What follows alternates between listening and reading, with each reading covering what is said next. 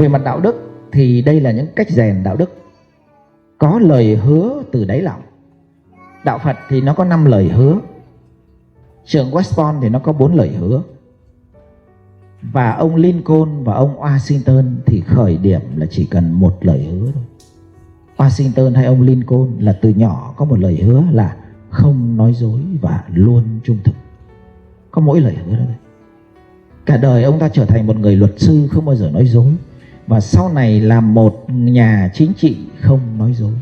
Các bạn tìm cho tôi một người nào làm luật sư không nói dối, rồi sau này bước lên vũ đài chính trị cũng không nói dối đi. Tìm khó lắm. Đó là lý do vì sao họ trở thành những tổng thống vĩ đại của nước Mỹ. Còn những tổng thống khác nói dối như cuội. Nên lời hứa rất quan trọng.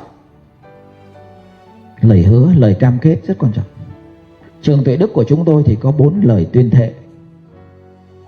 3 lời đầu thì tôi không thích lắm, vì tôi thấy nó hay nhưng mà nó không có nhớ được. Nhưng lời thứ 4 thì tôi rất thích, vì tôi thấy lời thứ 4 áp dụng rất hiệu quả. Là tôi kỷ luật với chính tôi. Lời thứ 4 rất hay. Lời thứ 4 đặc biệt hay chi khi đi dã ngoại, đi xa. Hàng trăm đứa trẻ mà đi xa mà thiếu cái lời hứa thứ 4 là hư hết. Các bạn biết trước khi đi là nó phải học 2 tiếng đồng hồ, chỉ đọc lời hứa 2 tiếng đồng hồ. Xếp hàng đều tăm tắp này, từng hàng đọc to rõ ràng. Hàng nào đọc không rõ ràng là hít đất thụt dầu, cho chết luôn. Ở mấy cái trường kia thụt dầu 80 cái bị đuổi. Trường tôi là thụt dầu 800 cái. 80 cái ăn thua gì. Thi vô địch thụt dầu, đứng lên ngồi xuống, đứa vô địch là 800 cái. Còn 200 cái chuyện nhỏ như con thỏ, đứa nào cũng làm được. Còn cái đứa kia nó có 80 cái thụt dầu về đã bị bệnh rồi. 80 cái thụt dầu tức là 80 lần đứng lên ngồi xuống. Tức là các bạn đi được bao nhiêu bậc thang. Một tầng là bao nhiêu bậc thang? Một tầng, từ tầng này lên tầng kia bình quân 17 bậc thang. Thì tính đại 20 bậc thang đi. 80 bậc thang là có 4 tầng lầu thôi. Đi leo cái nhà 4 tầng lầu mà xỉu thì đứa đó có vấn đề về sức khỏe, chẳng phải lỗi tại ông thầy. Nên tôi đọc cái tin đó tôi buồn cười. Tôi bảo những cái gia đình này là họ không biết cách nuôi dạy con. Nên để cái đứa con nó yếu đến cái mức độ mà nó thụt dầu có 80 cái đã lăn quay ra rồi. Các bạn mà chưa thấy tôi dắt mấy cái đứa nhỏ mà đi câu lạc bộ dạy con nên người đâu vui lắm. Đi qua cái bến phà của Cần Giờ thì nó đi khoảng nửa tiếng đúng không? Leo lên cái tàu, cái phà rồi nó chạy sang bên kia nửa tiếng. Thì tất cả tụi nó túa ra đúng không? Thế là ngày hôm đó tôi mới còn một cái bịch snack tôi mới lấy ra tôi ăn. Mà mấy đứa con nít đứa nào cũng thích ăn snack hết. Đến nó xin. Nó xin. Tôi bảo cho một đứa thứ hai nó đến xin một lúc thì hết. Tôi bảo một cái là 10 cái thụt dầu. Một cái miếng lấy ra chứ không phải một cái bịch nhá. Và có những cái đứa nó thụt dầu cả 100 cái để nó lấy luôn 10 cái. Bình thường. Mà những đứa đó không phải của trường Tuệ Đức. Thời mà tôi làm câu lạc bộ dạy con nên người là con của phụ huynh. Mà tôi cho phụ huynh xem luôn. Tôi bảo đây nhá, hai bạn đứng đây nhé, xem con của bạn làm được những gì. Sau nó xem một hồi nó khoái quá, nó bảo vậy còn cách nào khác không? Bảo có, đơn giản. Con em buổi sáng thích gì? Bảo sáng nó thích ăn phở. Cho nó chạy 3 vòng rồi mới được ăn phở. Ngày hôm nào không có 3 vòng thì không có ăn phở, thế thôi. Mà đứa trẻ đó 4 tuổi béo lắm. Thế là cái anh chàng đó sau mấy tháng nhắn inbox cho tôi bảo giờ hai bố con em chạy mỗi một buổi sáng được 10 vòng rồi. Không còn 3 vòng mà 10 vòng quanh chung cư rồi. Chỉ vì muốn được ăn phở thì cứ tăng dần lên. Nên cái này nó gọi là gì? Nâng dần độ khó này. Chọn việc khó để vượt qua. Lát nữa mình sang cột bên đấy. Nên cái lời hứa mình ràng mấy cái đứa nhỏ vô, nó kỷ luật thì đi hàng trăm đứa trẻ không bị lạc. Nhiều đơn vị không biết cách tổ chức đi bị lạc liền vì thiếu lời hứa và thiếu tập luyện. Lời hứa phải cộng với tập luyện cơ. Đứa nào không tập luyện thì lôi lời hứa ra phạt nó. Thế là sao? Không khó đâu. Mà lúc này phạt là một cái điều gì đó rất bình thường với tụi nó. Vì nó đã đặt lên tay, nó đọc suốt 2 tiếng đồng hồ lời hứa rồi các bạn không? Nó ngấm vào máu nó rồi. Lát nó làm lỗi phạt. Mà phạt ban đầu chúng tôi phạt đơn giản lắm. Một đứa lỗi là phạt cả tổ. Phạt ít thôi. Lần này lỗi phạt nhẹ nha, 5 cái thụt dầu, cả tổ ra phạt. khoác vai nhau phạt. Sau lát sau nó lại đọc triệu trạo, lại đọc không đều. Kỳ này tăng lên 10 cái. Đến khi tăng lên khoảng 100 cái thì đội nào đọc phăm phăm. Mà khi nó nguyên một buổi sáng nó được huấn luyện như vậy rồi thì đi 2 ngày 3 đêm, 3 ngày 2 đêm không có đứa nào lạc. Một đứa lạc cả tổ bị phạt, nó chỉ mới đi láng tráng ra mấy mét nó lôi trở lại rồi. Không có lạc được. Không lạc được đâu các bạn, yên tâm nhé. Tất nhiên ban tổ chức phải rất kỹ lưỡng từng chi tiết nhỏ. Làm việc thiện nguyện hàng tháng, cái này các bạn nên duy trì cho con của mình. Không làm được hàng tháng thì làm 3 tháng một lần. Thiện nguyện rất dễ. Ở Sài Gòn vô số nhóm thiện nguyện. Tôi lấy ví dụ 912 Nguyễn Chí Thanh, chỗ thầy Thích Nhật Tử, chùa Giác Ngộ. Thứ Bảy Chủ nhật nào cũng có 2 khóa tu. Một khóa tu cho tuổi trẻ và một khóa tu cho mấy cái người lớn tuổi. Rồi lâu lâu lại có khóa tu búp sen tử bi để cho cái đứa bé tí. Các bạn đến đó làm công quả. Đến đó dọn dẹp, rửa bát, tất cả những cái gì làm phụ được mình làm thì nó chính là làm thiện nguyện gì nữa. Còn nếu mà không thì cho nó chui vào, nó vào thành viên để khóa tu. Một là nó chui vào khóa tu để nó tu, hai là nó bước ra ngoài nó trở thành người đi phục vụ. Vậy thôi nha, rất đơn giản. Sẵn sàng hỗ trợ người khác cũng thế.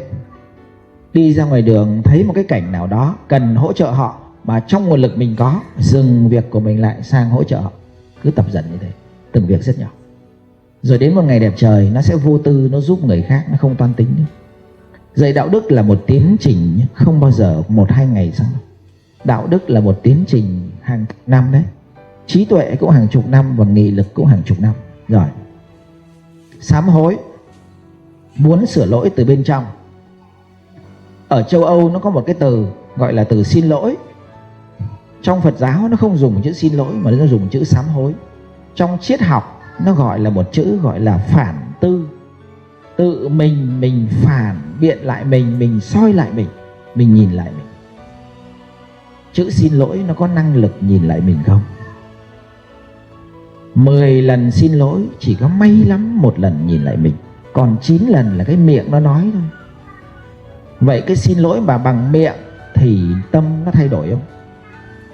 Mà nếu nó xin lỗi bằng miệng lâu ngày thì nó gọi là nói dối. Xin lỗi một cách dối trá, tôi gọi là kỹ năng xin lỗi, rất nguy hiểm. Chữ cảm ơn cũng rất cẩn thận nhé. Chữ cảm ơn đôi khi cũng là kỹ năng cảm ơn, chứ không phải cảm ơn từ đáy lòng của mình. Nên tôi thấy nhiều phụ huynh bây giờ hì hụi dạy con cảm ơn và hì hụi dạy con xin lỗi. Tôi không đồng ý. Nó phải từ trong tâm của nó đi ra thì mới là trung thực, mới đúng đắn. Nên chữ sám hối của đạo Phật rất hay, là nó bao gồm ăn năn và hối cải. Ăn năn là trong tâm nó thấy lỗi, rồi nó ăn năn, rồi từ đó nó mới muốn hối cải, rồi nó mới có hành vi xin lỗi. Thì đứa nào làm được điều đó thực sự là chữ xin lỗi có chiều sâu đó. Thì lúc này chữ xin lỗi nó mới có đạo đức được. Còn xin lỗi bằng miệng mà trong tâm nó chẳng xin lỗi thì là vô đạo đức gì nữa.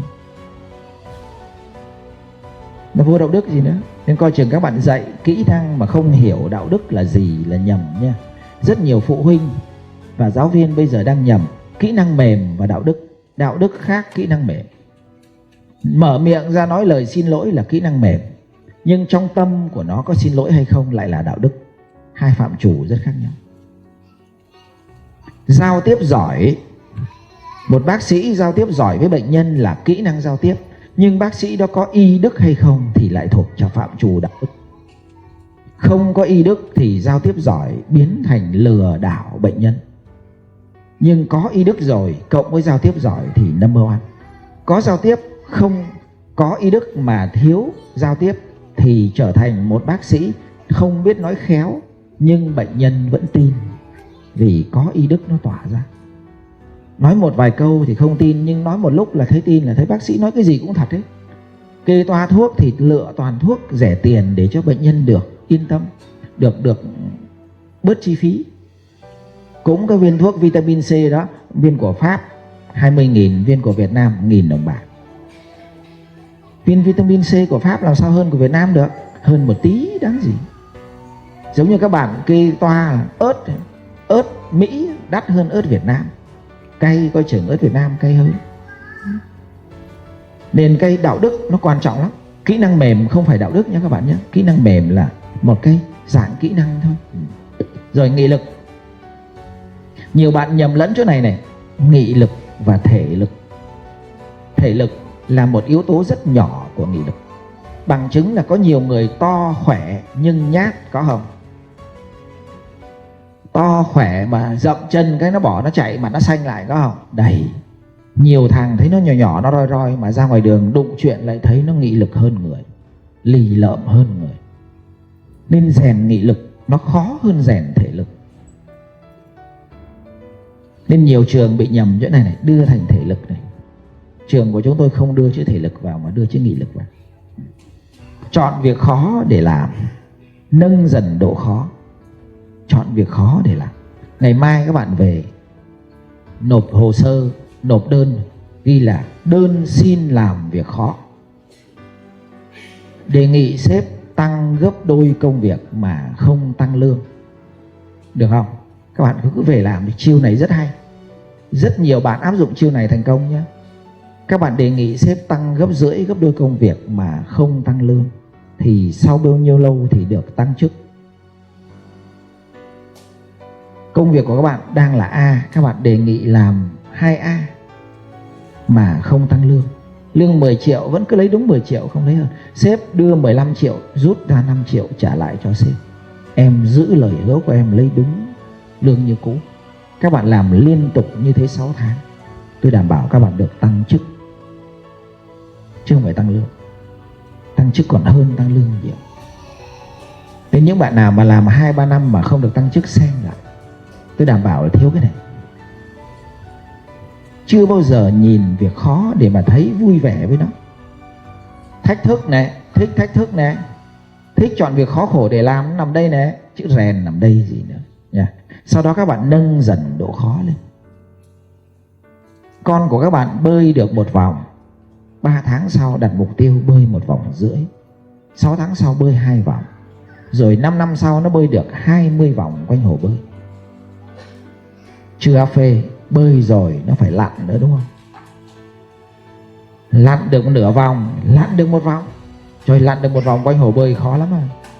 Các bạn cứ yên tâm, có những cái cậu bơi được 20 vòng mà lặn chưa được nửa vòng. Nhưng có những đứa nó chỉ bơi 5 vòng thôi, nhưng nó lặn được 1 vòng. Cái đứa đó mới ngon. Vì lặn khó hơn bơi. Chết đuối là do không biết lặn hay không biết bơi. Suy nghĩ thật kỹ, chết đuối là do bơi hay do lặn? Lúc các bạn bị chìm xuống là bơi hay lặn? Lặn. Nên đứa nào quen xử lý lặn, đứa đó không chết đuối. Đứa nào chỉ quen xử lý bơi mà khi bị nhận chìm xuống hoảng loạn là chết đuối. Bị chuột rút, chìm xuống, bị nước xoáy nó rút xuống là toàn trạng thái chìm. Các bạn ở trên một chiếc xe hơi bị tông xe rớt xuống cầu, xe hơi chìm xuống, đục khỏi cái thành, cửa kính chui ra là lặn hết. Nên các bạn mà cứ dạy con học bơi là ngây thơ nhé. Tôi dạy con tôi chỉ học bơi một thời gian, tôi ép đứa nào phải lặn đấy. Mà phải lặn rất giỏi.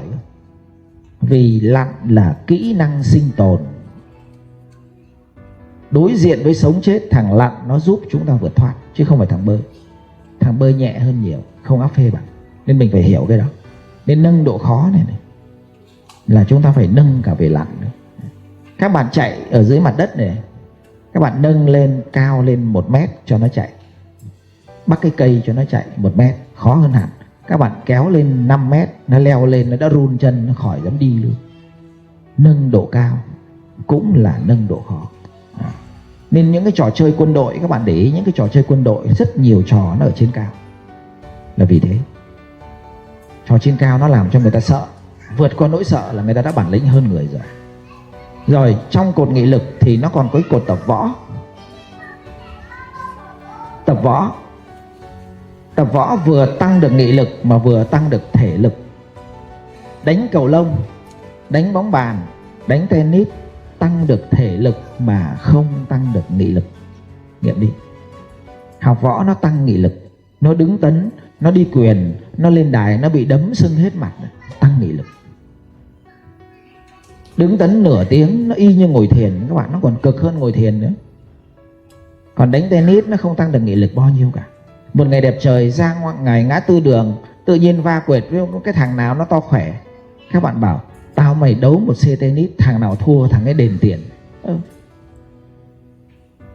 Nhưng lúc đó các bạn giỏi võ thì các bạn yên tâm vô cùng. Nên võ hay hơn rất nhiều. Võ vừa là thể lực, vừa là nghị lực và vừa là kỹ năng sinh tồn. Trong những tình huống éo le đặc biệt, võ nó thoát, thể thao không thoát được. Sống đơn giản và biết đủ cũng là thuộc về nghị lực. Người có nghị lực mới dám sống đơn giản. Người không có nghị lực sống cầu kỳ ghê. Nhà phải thế này tôi mới sống này, đi xe phải thế này tôi mới đi này, khách sạn phải 3 sao tôi mới ở này, là những người đó yếu nghị lực.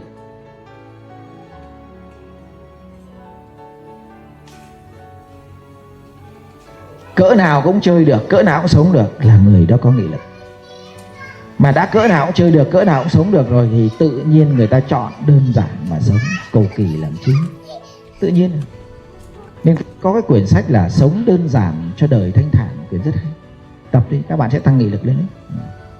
Nghệ thuật sống tối giản của người Nhật, các kiểu đấy.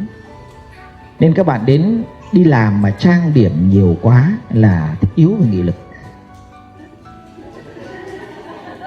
Trang điểm là sống cầu kỳ. Không trang điểm gì quá, để mặt mộc xấu như ma mà ra ngoài đường đời vẫn tươi là có nghị lực.